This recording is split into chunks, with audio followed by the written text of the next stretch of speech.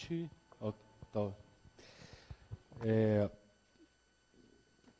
Uma vez tinha um palestrante que ele foi convidado para dar uma palestra em uma cidade fora da capital. E ao chegar lá, quando ele chegou na hora da palestra, só tinha uma pessoa sentada para ouvir a palestra. Aí ele parou, pensou e disse: olha, amigo, aconteceu alguma coisa, infelizmente as pessoas não puderam vir assistir a minha palestra, vamos remarcar essa palestra para outro dia, que aí eu falo para todo mundo, talvez amanhã. O senhor se importa? Ele disse: olha, meu amigo, eu crio galinha. E quando eu vou no meu galinheiro, se tiver uma única galinha, eu não deixo de dar ração para ela, não. Aí o palestrante ficou numa saia justa, falou: bem, show caprichado, deu a palestra, caprichou, aí mandou a doutrina quase toda, né? Livros espíritos, evangelhos, vai embora. André Luiz caprichou na palestra. Quando acabou a palestra, perguntou para ele: e aí, meu amigo, gostou?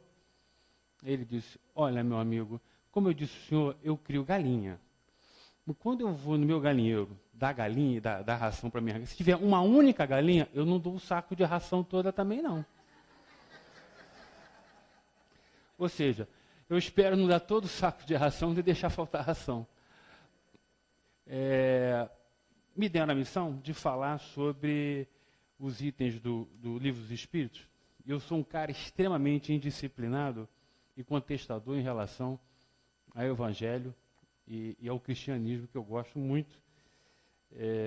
Mas eu vou seguir hoje porque eu tenho que me disciplinar, eu tenho que melhorar, né? E me dão, às vezes, uma missão para falar sobre um tema, eu não falo nada, eu falo outro tema que eu queria falar, né? Qualquer dia não vamos chamar para falar mais. Então, é o item 620, a pergunta 622 a 628 do Livro dos Espíritos, que, em resumo, vamos falar sobre os profetas. Os falsos profetas, os profetas. Quem são os profetas? Então, profeta, para a gente traduzir, é o quê? É aquele que ele é o portador da voz. Profeta, portador da voz de Deus. Né? Se o Chico Xavier tivesse passado no tempo de Moisés, seria um profeta. Né? Não é isso? Divaldo Franco, tantos outros médios. Eram médios. Então existiam os médios que recebiam as mensagens dos espíritos e os falsos médios. Então, Kardec, vamos chegar aqui em Kardec, eu vou lá atrás, antes, na Bíblia, que todo mundo já leu, eu sei, eu só vou ler de novo um pouquinho para vocês, não é muito não, porque o texto é grande. É só em Isaías 23, 9, contra os falsos profetas. Olha só um profeta falando do falso profeta Isaías. Acerca dos profetas, o meu coração está quebrando dentro de mim. Todos os meus ossos estremecem. Sou como um homem embriagado e como um homem vencido no vinho, por causa do Senhor e por causa das suas santas palavras. Porque a terra está cheia de adúlteros e chora por causa da maldição divina. Então ele vem falando, eu não vou ler, porque são quase 2 páginas esse capítulo de Jeremias, e o intuito não é esse. É apenas para chamar a atenção que o texto bíblico já fala de falsos profetas há muito tempo. Sempre preocupados com os falsos profetas. E o que leva a gente, muitas vezes, a procurar os profetas ou os médiuns? Quando estava aquela novela A Viagem, estava reprisando a novela A Viagem, todas as casas, aqui ficava gente na escada, lá embaixo, aqui ficava lotado de gente. Aquela novela, quando reprisou A Viagem, a novela, né? E as casas espíritas lotadas, pessoal vindo na casa espírita.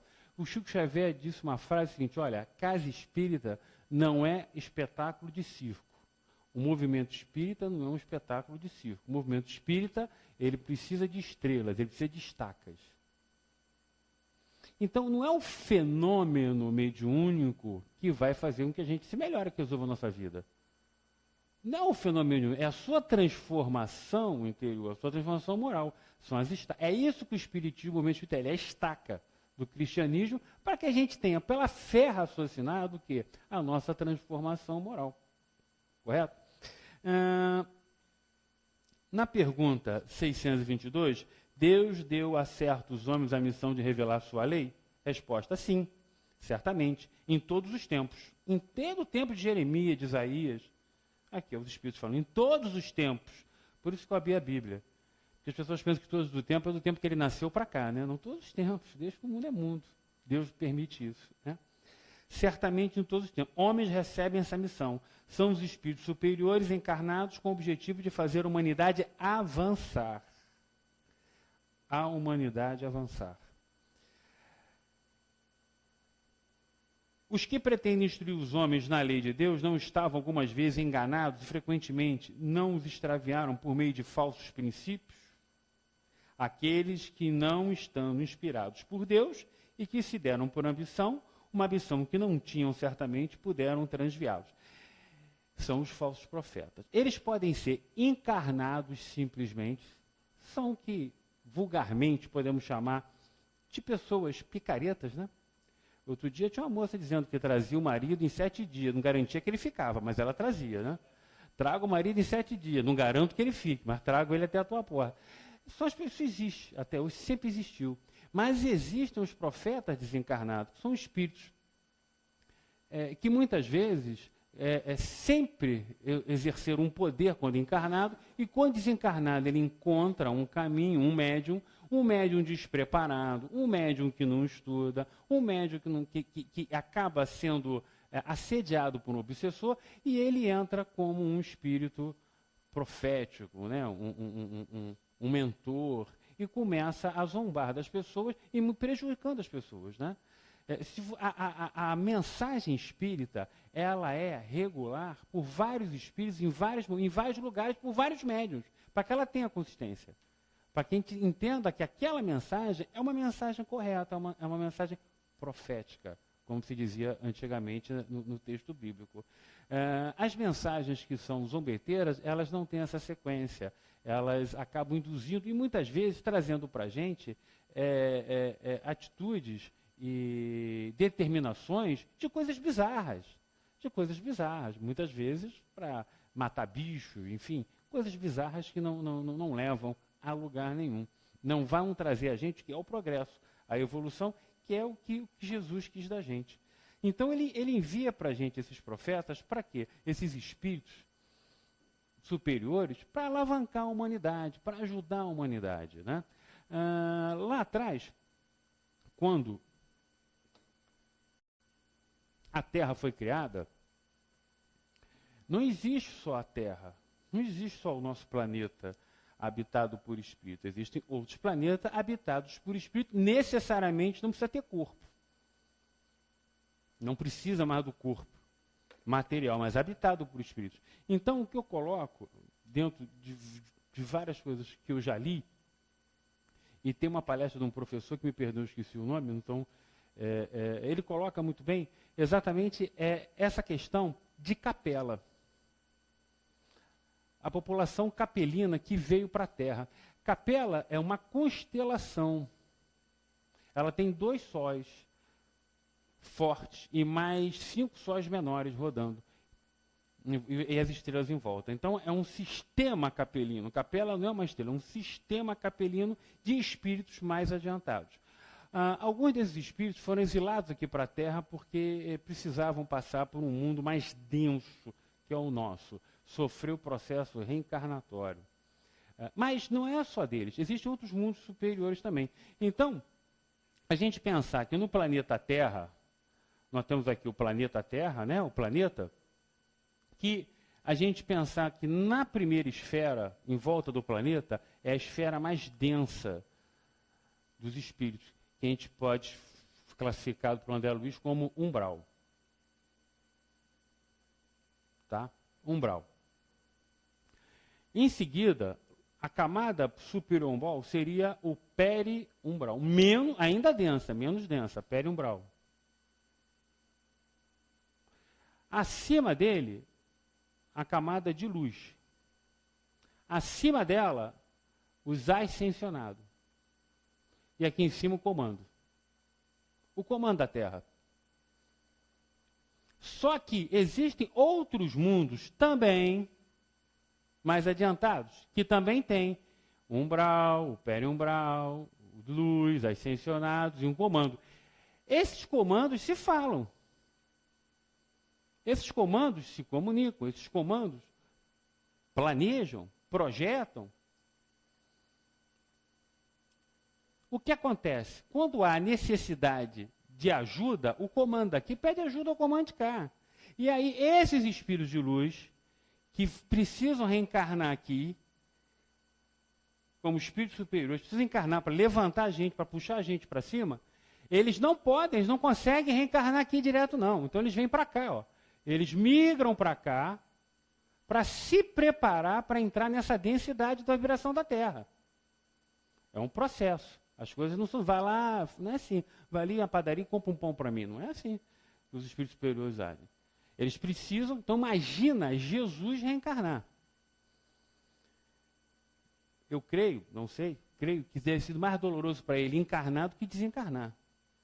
Porque um espírito com a luz, com a grandeza de Jesus, entrar dentro de um corpo, sofrer, ter que comer, ter que mastigar, tomar banho, é um negócio sofrido.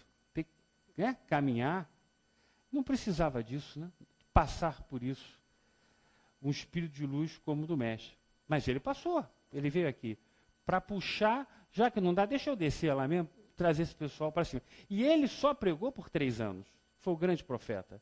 Imagina se Jesus prega por 30 anos. 3 anos ele deixou tudo. Nada escrito, tudo falado. Nada escrito, tudo falado. 3 anos. E como não bastasse, depois que Jesus ascendeu, ele ainda pega Paulo no caminho de Damasco. Ainda pega Paulo no caminho de Damasco. E no caminho de Damasco, Paulo está com Jesus, porque Paulo não foi apóstolo do Cristo. Paulo, a história de Paulo, eu gosto sempre de contar, que é uma história que eu gosto muito, porque Paulo ele era um judeu abastado, rico, culto. Paulo falava grego. Grego era o inglês de hoje. Quem falava grego viajava, fazia comércio, falava o grego. O grego era o inglês da época. Hoje é o inglês, naquela época era o grego. Paulo falava grego. Paulo era um judeu rico, abastado. E ele perseguia os cristãos. Matava cristão, matava, enfiava espada, matava, decapitava. Era mau. Está vendo aquele filme do Pica-Pau, que ele faz um monte de maldade? Paulo era mau igual o Pica-Pau. Mau pra caramba. Igual o Pica-Pau, ele era mau. E ele estava indo para Damasco para matar mais gente, perseguir mais gente, mais cristão. No caminho de Damasco, Jesus aparece para ele. Com a luz, ele cai do cavalo, já levanta do cavalo dizendo, Senhor, o que quer? Já sentiu, o espírito quando é de luz, não tem jeito, o cara treme. Diga seu Eurípides Barçanufo, quando teve experiência com Maria, mãe de Jesus, professor Eurípides. Ele não queria, ele estava desolado com a doutrina espírita, que depois que ele tornou espírita numa cidade católica, as coisas não fluíram, quando de repente o colégio dele faliu, o Liceu Sacramentano faliu, ele não sabia o que fazer, o professor, a população contra ele, porque é uma cidade católica, Minas, interior de Minas, ele se declara espírita, e começa com os fenômenos mediúnicos, e aí aparece um espírito para falar com o professor Eurípides. E ele não queria a aproximação daquele espírito. Mas quando o espírito é de luz, e Maria, um espírito de luz, não tem jeito, ela vai e fala com ele. Ele não consegue. E diz, olha, você vai reabrir o colégio, Allan Kardec. Com o nome de Allan Kardec. Aí ele falou, lascou, com o Liceu Sacramentano eu falei, com o nome de Allan Kardec, eu não vou ter um aluno, né? A senhora tem certeza que é isso? O colégio vai se chamar Allan Kardec. Você vai dar aula de química, física, astronomia, inglês, francês, latim e as quartas-feiras do Evangelho do meu filho Jesus. O colégio bombou, como se diz na gíria, né? Bombou. Foi um sucesso o colégio Allan Kardec e tem um vereador lá em Sacramento que ele tem um vídeo, até ele estava vendendo aqui Vale a Pena Comprar. Tem um Vale a Pena Ver de Novo? Vale a pena comprar o vídeo. O testemunho, que ele é católico, ele é um político da cidade, ele fala, olha, a minha avó falava do seu Eurípides, que lá na casa dela, o seu Eurípides estava dando palestra lá no Colégio Allan Kardec, você ouvia a voz dele na roça, que era fenômeno mediúnico, ele não tinha microfone. E ele dizia o seguinte, olha, seu Eurípides, não sei não, mas seu Eurípides, ou esse colégio era muito bom, ou tinha alguma coisa estranha naquela escola, que era para ter aluno e um não, moço, um colégio espírita, numa cidade católica. Então você vê o trabalho dos espíritos, quando é o espírito de luz, a coisa acontece. E Jesus, quando aparece para Paulo, não tem jeito. Paulo já levanta e fala, que queres de mim, Senhor? E Jesus fala para ele, não recalcito contra os arguilhões. Paulo, não recalcito contra os arguilhões. Ou seja, recalcitrar é repetir o mesmo erro, né? Arguilhão eram umas pontas de lança que se usava. Então, ou seja, na gíria de hoje seria, Paulo, não dê murro em ponta de faca. Está perseguindo por quê? Por que me persegues? Eu não faço mal a ninguém. Paulo se converte, fica cego, vai para Damasco para ser curado, e depois volta e é o grande apóstolo do Cristo, chamado de apóstolos dos gentios. Todo mundo sabe por que é apóstolo gentio? Apóstolo gentio por quê? Porque o cristianismo, quando foi criado, quando nasceu após a ascensão de Jesus, ele era uma religião de prática, de caridade, de cura. Não tinha uma filosofia. Por quê? Porque os discípulos de Jesus, Pedro, Tiago, eles não tinham muita cultura. O que eles tinham era a doutrina do Cristo, do Evangelho, que eles aprenderam com Jesus. Mas eles não tinham filosofia. E eram judeus. Não esqueçam que Jesus era judeu. Então eles achavam erradamente que o cristianismo era só para judeu. O cristianismo não era para ninguém, era só para o povo judaico.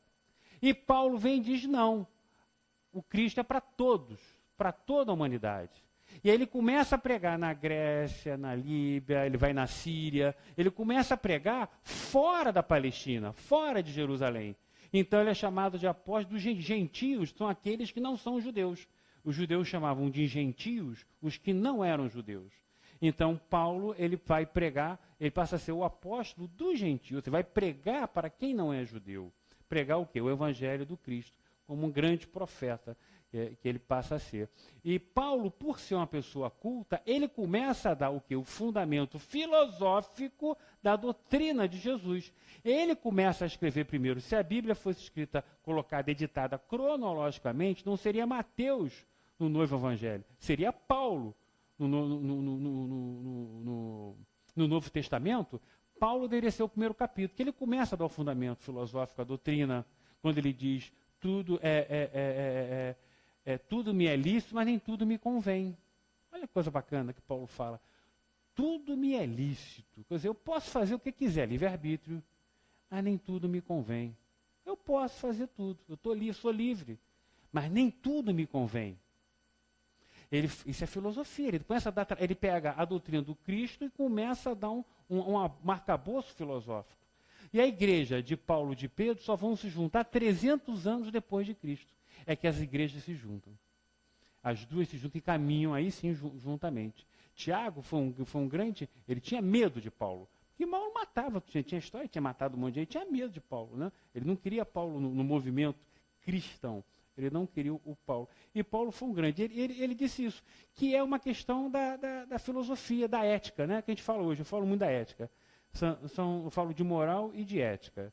A moral, ela é sustentada pela ética. A ética que vai dar a moral de um grupo. É ético andar nu? No meio dos índios, é ético andar nu. Então, a moral dos índios andar nu não é problema nenhum. Está tudo certo. Não é imoral andar nu no meio dos índios, né? A Índia, quando dá a luz, ela nasce um índiozinho, quem descansa é o índio, o macho, não é a mulher. Vai fazer isso aqui, tu apaga a tua mulher, vai fazer isso aqui. Ela dá a luz, você que fica na cama descansando, estou cansado, se você deu a luz, eu vou descansar. Né? Isso é ético, isso é moral, não tem de moral. Vai ver isso aqui para ver só, você vai apanhar. Então, tudo isso é que vai dar sustentação. Como é que eu sei? Como é que eu sei que tudo eu posso, né? Tudo é livre, mas nem tudo me convém? São 3 perguntas que vão sustentar esse tripé, vai sustentar a moral. Que é simples, isso é da filosofia. Isso é filosofia, você estuda na universidade. Mas que encaixa perfeitamente no Cristo, quando Paulo diz, tudo me é lícito, mas nem tudo me convém. Que é o seguinte, olha, são 3 perguntas. Eu quero, eu posso, eu devo? Eu quero, mas não posso, mas não devo, mas não quero. Se tiver um não faça. Né? Eu quero dinheiro, eu adoro dinheiro, eu quero dinheiro. Eu posso roubar o dinheiro da merenda escolar? Posso roubar. Eu devo? Não devo, não vou fazer isso, não vou roubar o dinheiro da merenda escolar. Então eu tenho uma moral, eu passo a ter a minha moral, que é baseada na minha ética. Agora, se eu penso da seguinte forma, eu quero dinheiro? Quero. Eu posso roubar o dinheiro da merenda escolar? Posso. Eu devo, claro, se eu não for a Wanda vai roubar, roubo eu. Antes ela do que? Vai para mim, então. É a minha ética, a minha moral. Correto? Então, aqueles companheiros que estão lá em Brasília, eles têm uma ética, uma moral diferente da nossa. A gente tem que rezar para eles. Prece e oração para essa turma, que nós estamos sendo atacados por obsessores. Essa conturbação no Brasil, a gente que é cristão, e principalmente os espíritas, tem um compromisso de prece. A prece das 9 horas, que o Chico Xavier já pediu para a gente, agora depois de desencarnado, fazer uma prece das 9 horas, o professor Witt faz desde 1908, ele faz a prece das 9 horas da manhã. Imagina todos nós, 9 horas, pararmos e fazemos uma prece. Olha a corrente para esse planeta, para o nosso país. Uma prece. 1 minuto, 2 minutos de prece. Não faz mal a ninguém. Né? Só não vai fazer a prece dentro do BRT, vamos pensar que você é maluco, né? Porque eu estava dizendo, a gente faz o trabalho aqui na quarta-feira, assim, o único local que não tem obsessor, você pode ter certeza, é no Largo da Carioca, aquele camarada que fica com o cabelo gritando o dia inteiro. Nem obsessor aguenta aquele cara, não aguenta. Não aguenta, ele sai fora. Ali não tem obsessor, o cara sai fora. Não vão fazer isso, vai ficar sozinho no meio da multidão. Não vamos fazer. Mas fazer uma prece é importante, a vibração, no momento que nós estamos sofrendo e conturbado no nosso país, o planeta. Sim, não precisa ser falada. Mas eu trabalho num conglomerado de empresas, e a pior coisa que mata o ser humano é o orgulho e a vaidade. Eu tenho vaidade. Eu gosto de me vestir direitinho, cortar meu cabelo, arrumar direitinho, aparar a barba. Eu sou vaidoso. Eu só né, tenho a minha vaidade. Não levo isso a ponto de que se eu não tenho, eu não vou sair. Não saio. Eu também saio de vez em quando descabelado, não tem jeito. Mas eu tenho a minha vaidade. Mas a vaidade, o orgulho do ser humano, de que você sabe o que você está falando, caraca, ele te impressiona em cima disso. Se ele tiver um pouquinho de poder, ele te impressiona. E nesse meio que eu vivo, é um meio de muita gente orgulhosa e prepotente. E aí é uma guerra de vaidade, às vezes em reunião, com 30 pessoas dentro de uma sala, é uma guerra de vaidade, que o pau come. Aí eu fico assim, ó, rezando. Aí um colega falou assim para mim, está tudo bem com você? Eu falei, tá, por quê? Você está com uma cara de idiota? Aí eu falei, não, cara, eu sou espírita, eu sou cristão, eu tô impresso, eu estou vibrando com o negócio aqui, está meio pesado. E eu também sou, deixa eu ficar ao teu lado também, vamos ficar os dois aqui, ficamos lá, só na prece, só para segurar o ambiente. Então, o que você falou, dá para fazer. Você vai ser criticado, mas isso não é nada perto do Chico, perto do Cristo, isso não é nada, isso é fácil, isso é mole para a gente, né? O Cristo foi muito mais, né, em relação a isso. E existe uma passagem que fala do Evangelho, deixa eu ver se eu marquei direitinho, que é um espírito chamado, esse espírito ele se coloca junto com Kardec na codificação da doutrina como discípulo do apóstolo Paulo. O nome dele é Erasto, capítulo 21 do Evangelho. Erasto. Eu vou falar em Erasto? Erasto. A gente tem pouca mensagem dele, mas ele é profundo na mensagem dele. Ele é profundo na mensagem. Ele bate, e bate feio. Né? Ele chega e bate assim, ó. Desconfiai dos falsos profetas. É útil em todos os tempos essa recomendação, mas, sobretudo, nos momentos de transição que, como no atual, se elabora uma transformação da humanidade. Porque, então, uma multidão de ambiciosos integrantes arvoram em reformadores de Messias. Aí o cara, eu sou reformador, não, eu sou Messias, não, você é seu guru. Tem um cara que uma vez se apresentou como guru para mim, eu falei, legal, você é guru? Eu sou cristão. Prazer, eu sou cristão. O cara é guru, eu falei, eu sou guru. Eu falei, meu Deus do céu, o cara está nessa ainda, né? Está no estágio dele. É contra esses impostores que se deve estar em guarda, correndo a todo homem honesto o dever de desmascarar. Perguntarei sem dúvida, como reconhecê-lo? Aqui tendes o que ensinar. Aí ele vem, Erasto, dizendo o seguinte, olha, somente é um hábil general capaz de o dirigir se confia um comando de um exército. Só o comando do exército. Então, o Chico era um general, Chico Xavier. Ele comandou um exército de bons espíritos, de espíritos de luz. Mais de 400 obras. Julgais que Deus seja menos prudente do que os homens? Ficai certo de que só confia em missões importantes ao que ele sabe capaz de cumprir, porquanto grandes missões são fardos pesados que esmagariam um homem carente de forças para carregá-lo. O fardo do Chico Xavier foi imenso. Trabalhou muito no bem. Você identifica se esse é um falso ou não é um falso profeta. É pelas suas obras. Jesus colocou, para a gente não se enganar. E aí Erasto vem colocando para a gente: em todas as coisas, o mestre há sempre de saber mais do que o discípulo, para fazer que a humanidade avance moralmente e intelectualmente. São precisos homens superiores em inteligência e em imoralidade. Por isso, para essas missões, são sempre escolhidos espíritos já adiantados, que fizeram suas provas noutras existências. Então, Deus manda para a gente, permite que sejam enviados para a gente os espíritos que vão dar mensagem para nós, que já passaram por várias provas, por vários locais. Eu estou só terminando um quadro aqui, que eu cheguei atrasado, mas depois eu quero só ler uma passagem. Ele sempre dá palestra aqui, o Richard Simonetti. E tem um livro dele, que está esgotado, que chama-se Endereço Certo, que tem uma passagem muito interessante. Já li aqui uma vez, vou ler. Quem já ouviu vai ganhar mais bônus hora por paciência de ouvir de novo eu falar isso. Né? Quem não ouviu, ouviu pela primeira vez. Que é O Boneco. Já leram isso? Richard Simonetti, Endereço O Boneco? Presta atenção, hein? Olha só. Por que as pessoas procuram profetas, médiuns, curandeiro? Porque ela sofre. Porque ela está angustiada. E por que ela sofre? Cara, ela sofre primeiro na família. Jorge falou, família. Mulher, filho, sogra, mãe, pai, irmão, cunhado, cunhada. Família. Causa de aflição. Segundo, dinheiro. Emprego. Emprego. Desemprego. Terceiro, doença.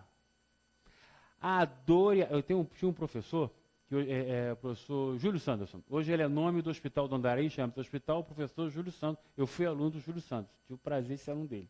Ele disse assim para mim: meu filho, vem cá, deixa eu te falar uma coisa. A dor e a febre é uma bênção de Deus. Eu falei, o velho está louco. O velho está louco. Estudante de medicina, o professor falou assim: vem cá, a dor e a febre é uma bênção de Deus. Aí depois eu fui para cá e falei, está certo. Um sábio, professor. Que se não tivesse dor e febre, eu ia morrer podre. Que cheiro é esse? E a minha perna, eu acho que está podre aqui, eu acho que apodreceu. Não estou sentindo dor, não tenho febre, vou morrer podre. Então a dor e a febre é o corpo que clama dizendo, procura ajuda, eu não estou bem. E a dor moral também é isso. A aflição também é isso. Ela precisa de quê? Ela precisa de ajuda, de medicamento. E aí é a doutrina do Cristo. Bem-aventurados os que sofrem. E qual é o quarto problema? Que a pessoa se angustia? É perda de ente querido, ninguém gosta de perder. Minha mãe desencarnou, tem 3 anos e meio, eu tenho saudade dela. Espírita. Tem companheiros aqui de 30, 25 anos de casa espírita. Que a mãe e o pai, quando morre, o cara fica pirado. Calma, rapaz, agora você dá o teu testemunho, tu não é espírita? Né? Não querendo plagiar a irmã, fala, sofre com educação, né? Mandou o Chico morrer com educação, fala, sofre com educação.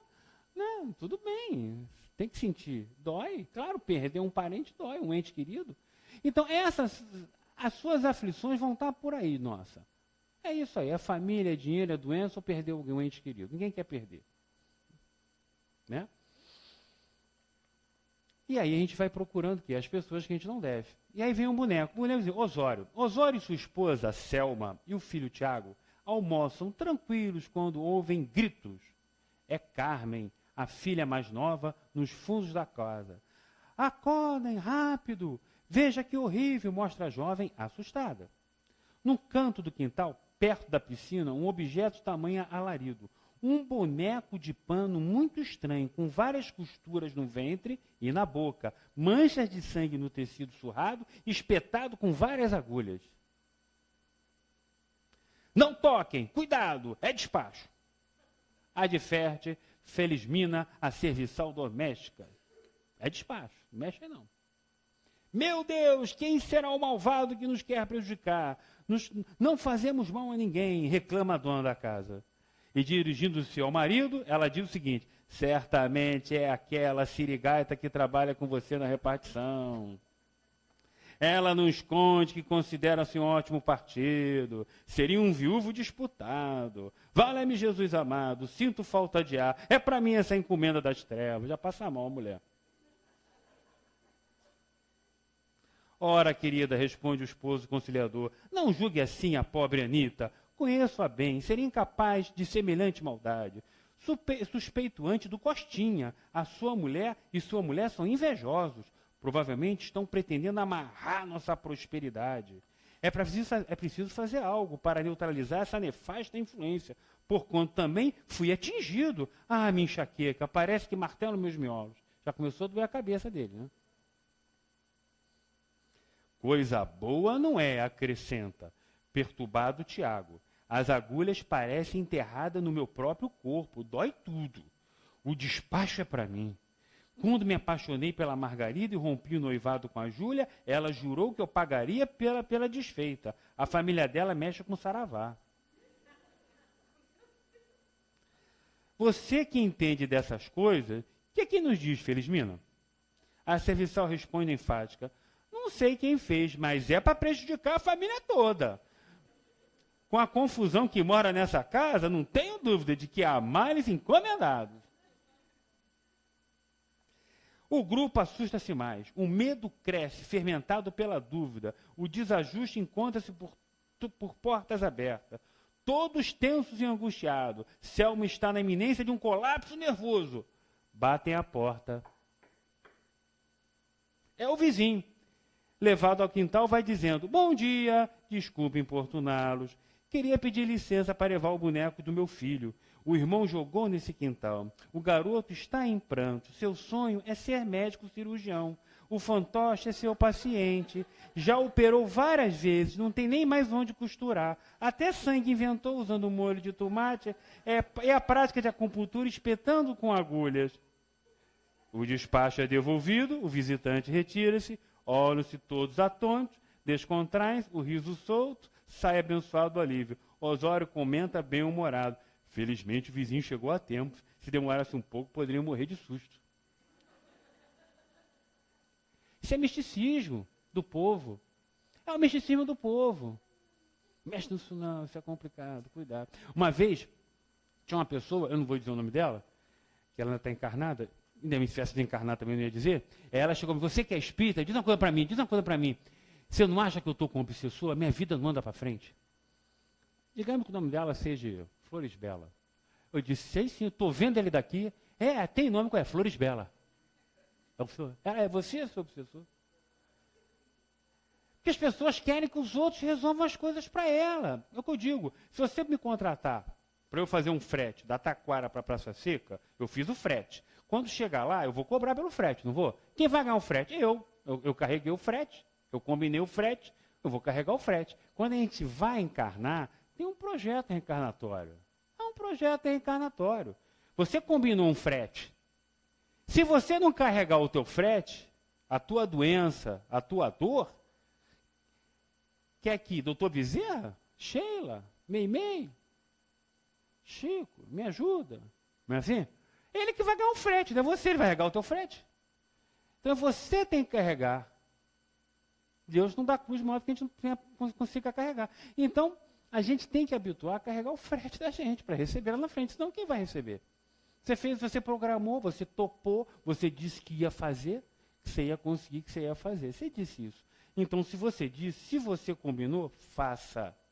Faça. Faça com educação. Kardec, na pergunta 922, ele pergunta o seguinte: a felicidade terrestre é relativa à posição de cada um? O que basta a felicidade de um traz a infelicidade do outro. Entretanto, há uma medida de felicidade comum a todos os homens?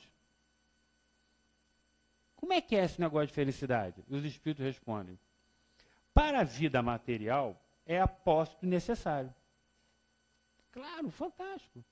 Para a vida material, o que eu preciso para ser feliz? Preciso de uma casa, um teto, um colchão para dormir, um banheiro, uma geladeira, um fogão, uma comida. Posse necessário. Luz elétrica, tá bom. Telefone já é supérfluo. Celular nem se fala, smartphone também não. Não é isso? É a posse necessária. É pecado ter mais? Se você pode, não é pecado, tenha. Você não pode, é você se afligir porque você quer ter algo que você não pode ter. É a história que eu conto de um executivo, um alto executivo de uma companhia, que a esposa dele foi na casa de uma festa de um magnata e por acaso soube que na casa dele ela tinha uma cama king size. King é rei, real, size é tamanho real, enorme, uma cama enorme. E aí o marido comprou a cama, eles moram no Jardim Oceânico, num apartamento de 3 quartos. Quanto quitado, vida feita, tranquilo, carro, filho na faculdade, tudo bonitinho, bacana. Quando chega a cama, o que aconteceu? Não dava no quarto. Aí empurra para lá, joga o armário para cá, tira a cômoda do quarto, a cabeceira e tal, e põe a cama king size lá. Não ficou legal. Não é aquilo que ela queria. Qual foi a solução? Precisamos de quê? Um apartamento maior. Claro! Como eu não pensei nisso? Um apartamento maior para botar a cama king size. Não é isso? E aí o que ele faz? Vende um imóvel quitado, entra numa prestação de uma cobertura, ele morava na Barra, ele não vai mudar para Pavuna, ele quer continuar na Barra. Aí ele vai com uma cobertura onde caiba a cama king size. E começa, aí se endividou, estava com a vida tranquila, aí ele perde o emprego. É demitido, crise. Demitido. E aí que o bacana é o seguinte, ele consegue vender tudo e comprar 2 quartos no Meia, mas continua com a mulher, não largou a mulher. Isso é bacana. Tinha gente que ficava com o apartamento e se livrava da mulher, né? Tem um amigo que fala que o difícil não é passar a mulher para trás, é passar a mulher para frente. Né? E ele legal, ele ficou com a mulher, ele não largou a mulher. Ele ficou com a mulher e conseguiu, está morando no Meia, né? Não vou falar o nome porque pode estar vendo gente pela internet. Mas é um fato verídico. Todo o sofrimento por causa de quê? Por causa de uma cama king size que ela viu na casa da outra. Aí quer ter igual, não é assim? Porque os homens são assim também, ou são as mulheres? Mas as mulheres, né? Mulher se arruma para outra, né? Na festa, não é para o marido, não é para falar, você está ótimo, não está legal, você está falando da minha verdade. Não combinou. Aliás, outro dia foi o Dia Internacional da Mulher também, né? Foi agora em março, dia 8, não é isso? O Dia Internacional da Mulher. Aí as mulheres vão dominar o mundo, né? Aí eu falei, sabe por que elas vão dominar ainda? Estão decidindo com que roupa que elas vão, aí não demora. Aí por isso que elas não dominam. Sapato, um cinto não dá, tem cinto, não tem, a bolsa, aí não sai, o tempo vai passando. Então, um século não consegue dominar o mundo. Mas quando elas decidem que roupa elas vão, dominam tudo. Vão dominar o mundo. Então ele coloca aqui, qual é a resposta? Posse do necessário. Você quer ser feliz? Tenha posse do necessário. Repito, não é pecado ter mais. Se você tiver condições de ter, você não tem posse necessário. Para a vida moral, é a consciência tranquila, olha, a doutrina espírita, o espírito fala assim, consciência. Consciência, pode ler o que você quiser, Emmanuel, Kardec, André Luiz, Joana de Anjos, é consciência. Aí de tanto eu vou ler para lá, a gente faz o culto em casa, vira e mexe a consciência. No Evangelho tu explica consciência. Aqui é consciência. Você vai para o céu e inferno, é consciência. Um dia, porque é o seguinte, a gente vai amadurecendo, a gente lê uma coisa, não entende. Lê, relê, um dia você entende. Aí eu falei, claro. Porque no dia que eu tiver consciência, não façam os erros que eu cometo. Eu nem vou pensar nos erros, nas coisas erradas, porque agora eu tenho consciência. Um exemplo disso clássico, você não vai no rio ali fora pegar a caneca, a água do rio para beber. Faz isso? Ninguém faz. Ninguém da comunidade ali faz isso. A comunidade mais humilde que tenha, por menos instrução que a pessoa, ela não pega a água do rio. Ela não tem faculdade, não é bióloga, não tem mestrado, não tem nada. Mas ela tem o quê? Consciência que aquela água vai trazer doença para ela. Então, como ela tem consciência que aquilo vai fazer o mal para ela, ela não pratica aquele ato. Agora, a gente ainda não tem consciência que as coisas erradas que a gente faz. Acha que os outros é que são errados, eu sou o certo. Os outros são errados, eu sou o certo. E quando entra na doutrina espírita, então, eu adoro falar mal de espírita, não reparem. Porque falar mal de católico, de protestante, isso é covardia, é falta de educação. Tem que falar mal da gente, né? Roupa suja a gente lava em casa, né? Não é na rua, né? Mas quando entra na doutrina espírita, ele acha que ele é o escolhido. Não sou o escolhido. Eu fui escolhido, não estou aqui à toa, fui escolhido.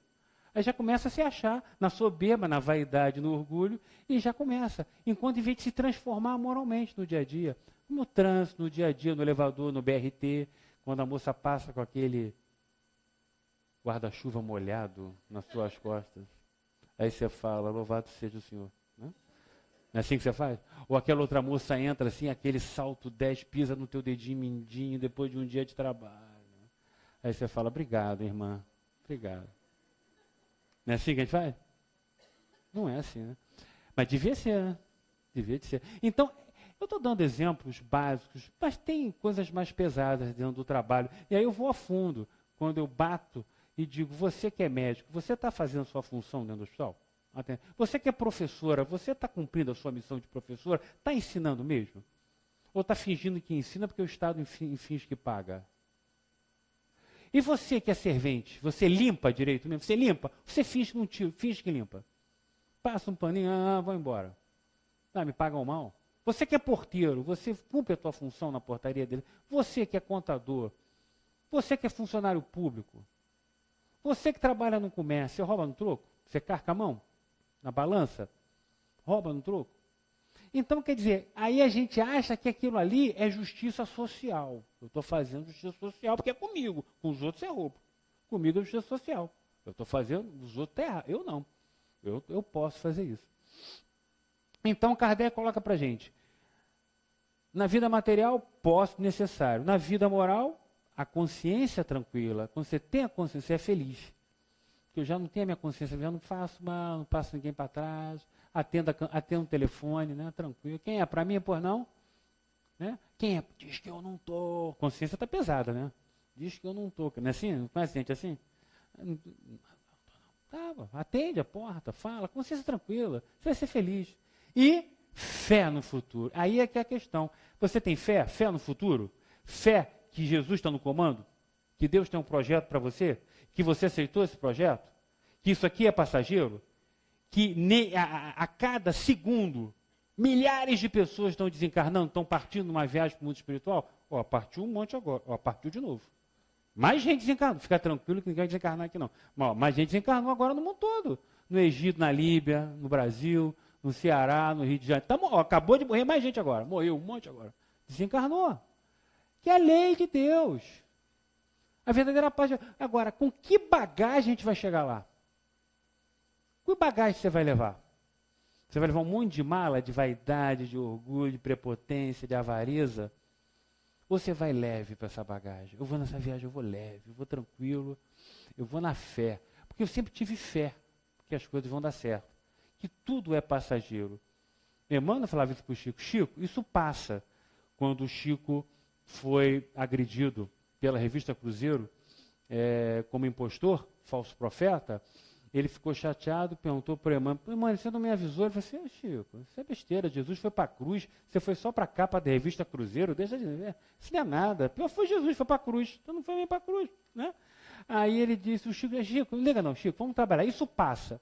Aí, tempos depois, Chico já está refeito, passaram quase uma década, o espiritismo já está notório na televisão, na sociedade, as casas espíritas já não são mais vistas como alguma coisa ruim, né? As pessoas olhavam de nariz torto, você é espírita? O negócio era meio assim.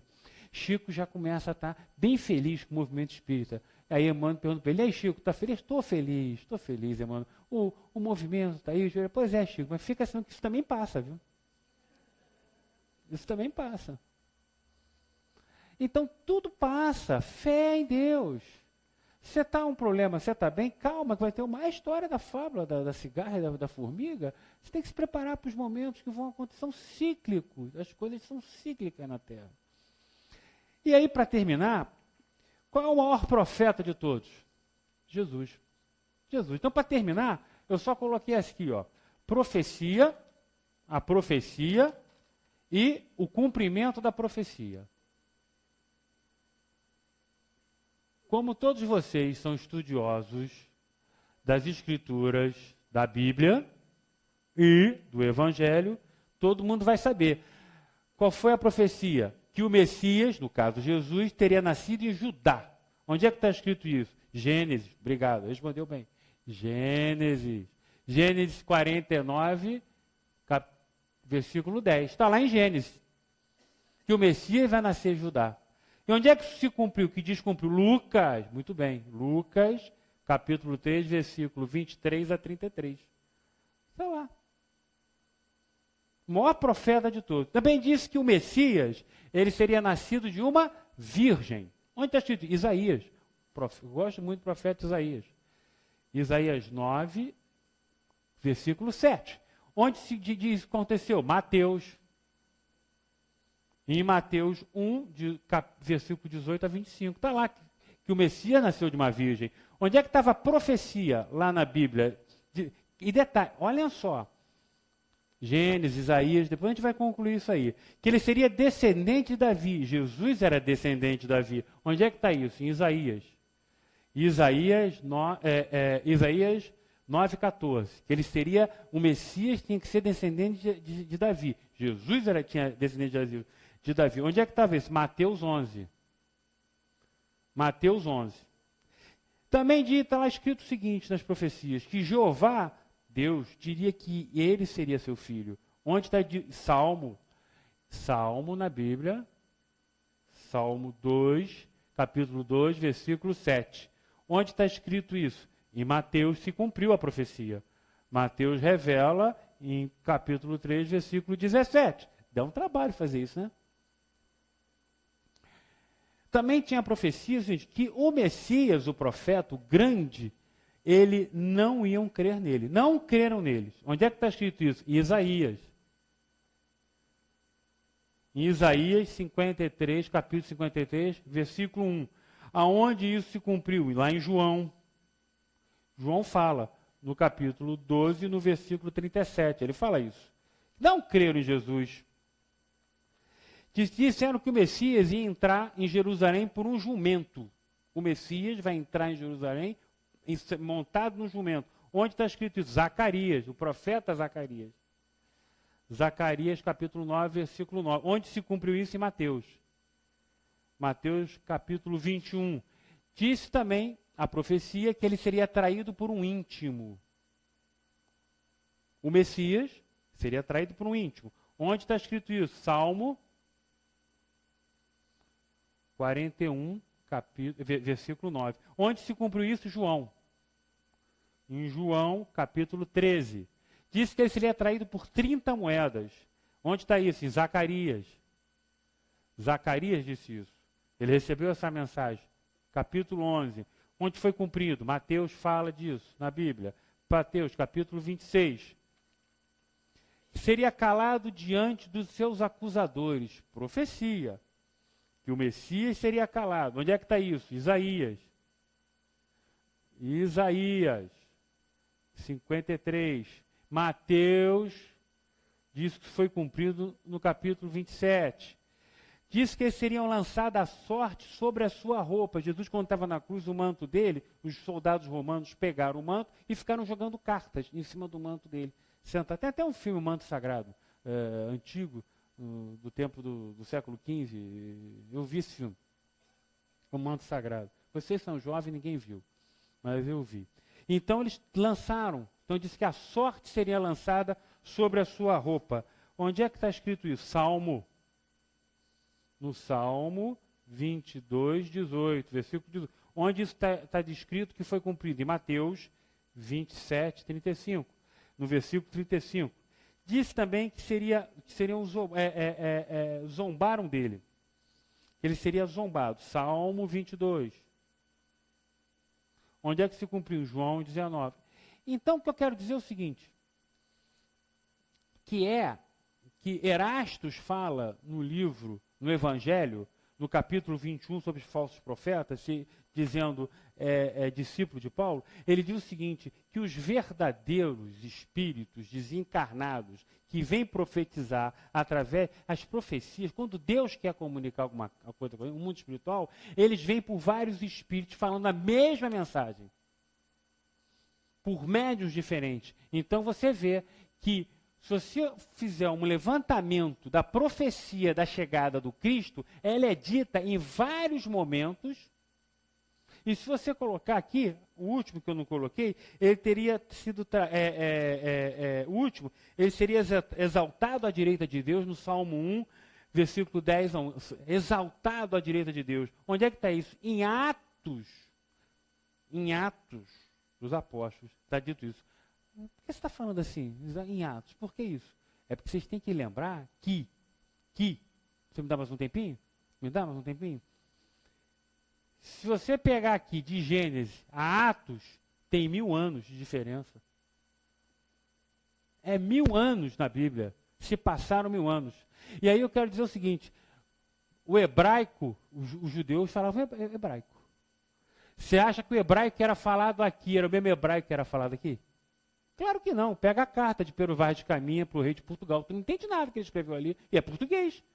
É língua portuguesa. Porque o português dito, escrito na época do Pero Vaz de Caminha, em 1500, é um português completamente diferente do que nós falamos hoje, lemos hoje. Então já é diferente que está na Bíblia. Mas olha quantos anos se passaram para as pessoas se cumprirem a profecia do Messias, né? De Jesus. Isso é verdadeiro profeta, né? E aí, isso aqui, e muitas dessas coisas se perdem, mas isso não se perdeu. Por que isso aqui tudo se perdeu? Quando você chega aqui em 700 anos antes de Cristo, a Babilônia invade a Palestina, tira o povo palestino, leva para a Babilônia e coloca um povo ali. Qual era a língua dos babilônios? Aramaico. Falava aramaico. Aí o povo começa a falar aramaico. Vai nascendo aramaico. Né? A minha sogra é espanhola. Meus filhos não falam espanhol. Minha mulher não fala espanhol. Tem que é neto de italiano, não fala italiano. Até entende, mas já não fala, não pratica a língua, não tem o domínio da língua. Então, quando chega aqui a 380 anos depois, eles voltam para cá, os judeus já não falam mais hebraico, já falam aramaico. Porque já são netos, bisnetos daqueles hebreus que foram lá para a Babilônia. Então começa a se falar aramaico aqui. Quando chega a mais ou menos 200 anos de Cristo, o Alexandre o Grande invade, cria esse novo reino. Alexandre o Grande falava o quê? Grego. Aí entra o grego aqui. Olha a confusão, entra o grego. Aí Jesus, na época de Jesus, a Palestina foi invadida pelos romanos. O que os romanos falavam? Latim. Então olha só, na época de Jesus, na sinagoga se falava hebraico. As cerimônias eram em hebraico. O povo na rua falava aramaico. Os viajantes, que não se tinha passaporte, você podia para lá e para cá, fazer comer, falavam grego. E os soldados romanos falavam latim, entendeu a confusão? É isso aí. Ninguém se entendia, era a confusão. E as coisas se cumpriram, isso veio se cumprindo. O hebraico foi mudando, o aramaico foi entrando e a profecia se cumpriu, e o Cristo, Jesus. Então, esse estudo aqui das profecias do cumprimento, eu acho uma coisa muito interessante. Foi um professor que fez isso no estudo bíblico, não fui eu que fiz, tá, gente? Não fui eu que fiz, não, isso é um estudo bíblico. Eu sou espírita desde os 12 anos de idade, mas eu fui criado dentro da igreja presbiteriana. Então, isso é estudo bíblico. Eu fui criado na igreja presbiteriana. Então, é um estudo bíblico de um pastor que ele fez esse levantamento de teologia muito interessante para cumprir a profecia. Esse é o verdadeiro profeta, esse é a verdadeira profecia. Então, ela vem por vários. Aí vem Gênesis, Isaías, Salmos, aí fala, Zacarias fala. Aí entra um salmo que vai falando em épocas totalmente diferentes, com um linguajar diferente, com um hebraico diferente, entra um aramaico, fala um grego, e aí vai. Então, se você entender a Bíblia com uma questão histórica e pensar em Jesus, você vai começar a ter essa visão que eu tive a graça de ter, porque eu vim de uma corrente religiosa, que essa Bíblia eu ganhei quando eu nasci, em 1961, quando eu nasci eu ganhava minha Bíblia. E quando eu vim para a doutrina espírita, que eu comecei a ler o Evangelho, eu falei, fantástico, é isso aí, agora eu entendi a Bíblia. Que eu não entendia, agora está legal, agora faz sentido, as coisas se encaixam. Você começa a fazer Você vai ler os falsos profetas, é isso mesmo, os profetas, as profecias, elas vinham e foram cumpridas. É a lei de Deus. Aí você começa a entender toda essa sistemática, e aí começa a se frear. Peraí, não vou xingar o cara no trânsito, não. Deixa ele passar, vai, está com pressa, vai, está com pressa, vai. Você começa, não, tá bom, né? E de vez em quando você também não é santo, né? Você não está aqui, você não é um espírito ascensionado. De vez em quando você pisa na bola e briga. Mas se a gente estiver pensando em Jesus, pensando nos bons espíritos, se concentrar nisso, fazer a sua prece, a oração, ela não vai curar nada, mas ela vai te dar a condição de você se curar. Por isso, porque a prece ela vai te unir com a espiritualidade. De acordo com a sua modificação, você começa a se curar. Senão a pessoa vai na casa espírita e fala assim, o William fala muito legalzinho, gostei e tal, mas aquele negócio lá é fraquinho, estou aqui no meu não resolveu o meu problema. Não resolveu o meu problema, eu estou aqui não sei quanto tempo, ninguém resolveu o meu problema. Quem vai resolver o meu problema? Está muito bonito, muito legal, e aí? Vai resolver? Se você não se modificar, se você não entender que o espiritismo, que a casa espírita principalmente, é a grande ferramenta de transformação através do trabalho, fora da caridade não há salvação, e você praticar o bem dentro da casa espírita, é uma baita de uma ferramenta que a gente não pode perder, né? E de estudo, você não vai evoluir. Você não vai crescer como espírito eterno que você é. É o que Jesus quis da gente. Ele quer o que é da gente, Jesus? A nossa mudança moral. É só isso que ele quer da gente. Pediu nada. Vai lá, perdoe teu inimigo. 70 vezes 7 cada falta. Ele mandou você andar abraçado com o inimigo? Esse aqui é meu inimigo, prazer, esse aqui é meu inimigo. Não andou. Ele mandou você só perdoar, não ter ódio, não ter rancor dele. Né? Não recantar o ódio, né? Vai requentando o ódio das pessoas. Jesus veio passar uma doutrina fantástica. E as pessoas ainda não reconheceram isso, e nós espíritos ainda também não reconhecemos, não. Tem muito espírito aí que não reconheceu, não. Ele é muito bonitinho, bacaninha na casa espírita. Botou o pé ali fora, é bicho. É bicho, é igual o Facebook. Todo mundo é bonito no Facebook, todo mundo está feliz no Facebook, né? É igual o Big Brother, está todo mundo feliz, todo mundo está bem, ninguém conta derrota, só a vitória. Então não pode ser só na casa espírita, a gente tem que praticar. É difícil, mas é para isso que a gente está aqui. A gente está aqui para aprender, e a espiritualidade tem paciência com a gente, para ajudar a gente. Eu espero que não tenha dado toda a doutrina, nem dado pouco, nem dado muito, tenha dado na dose aí, a ração, senão as pessoas não voltam mais. Eu agradeço, que a paz de Jesus esteja com todos. Obrigado.